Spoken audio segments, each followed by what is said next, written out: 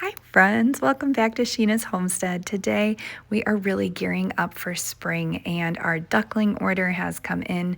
Normally we hatch our own, but we wanted a different breed this year. Angelina really wanted crested pecans, so we got them from our local farm store. And here we're just showing you all the chicks that they had available. Now, believe it or not, every single one of these chicks was pre-ordered, so they will all be going home to families. They didn't have a single one left over to be chosen from. We are not in the market for chicks because I have a whole bunch in our incubator right now, but I just found that quite amazing. But what we did order was crested pecans. They are really cute and fun. They have an afro type shape on the top of their head.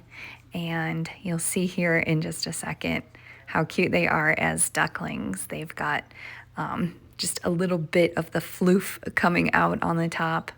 Oh, and then these are our silkies. So Liliana's chicken laid some eggs and we incubated them, and we have some beautiful silky chicks. They are just darling, and we've been having a lot of fun with them, making them nice and friendly. The kids just love it.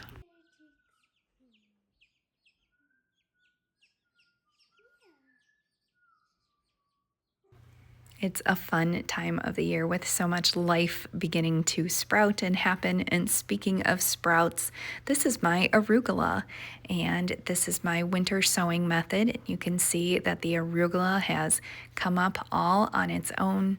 I have other plants in here, but this one is kale, which is also an early crop. So you can see that it came up on its own as well. So that's really exciting. The other ones that I have here are tomatoes and eggplants, and I think I have some pumpkin and watermelon in here too. And those will come up when they are ready. It is really a hands-off method. I've shown many times on this channel how I do this, so if you would like to see that, I will link below that exact episode. And here I have some of my garlic starting to sprout, which is always a lovely sign. And then I've got to clean up a little bit of these buds here, and we're going to get started with our gardening in the not so distant future. I'm really excited about that.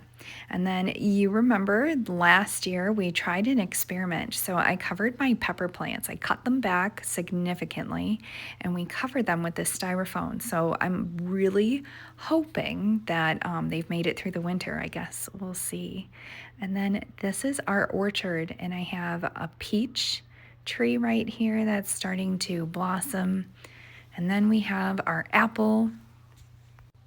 Last year, we really didn't have a lot of fruit because the abnormal warm temperatures forced our trees to bud.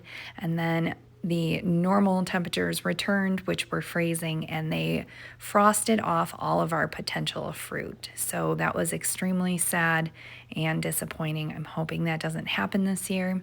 We have a couple methods we're going to try to help prevent it from happening if we see some cold temperatures again, but you can see everything is starting to get ready, and it is a little too early for that. So we're just hoping and praying it'll all be okay. And then these are the seeds that you and I started together a couple weeks ago. They are doing fantastic. I have both Roma tomatoes and beefsteak tomatoes here. And I know this is not popular opinion. People don't usually disturb the roots of their tomatoes, but I do. I will take these plants out and I'll separate them. And I promise they'll do just fine. And then you can see the little baby basil is growing right here. So there's just lots of life here on the homestead. And we are really enjoying waking up every day to something new going on. It can be a little chaotic, but it's fun. I have two incubators going at the same time here. This one has a mix of Americana chickens and olive eggs, and then this one I started today. And unfortunately, our duck eggs are a little messy because it's been so wet, but that's okay. I usually get a pretty good hatch rate out of them anyway. And as you can see here in zone 6A, 6B, we already have some leaves on the trees. And I'm wondering, do you have leaves on the trees where you live? Well, I hope you've enjoyed this quick little update of our homestead here in the spring. Let me know how things are going in your area, and I will talk to you again soon. Goodbye, friends.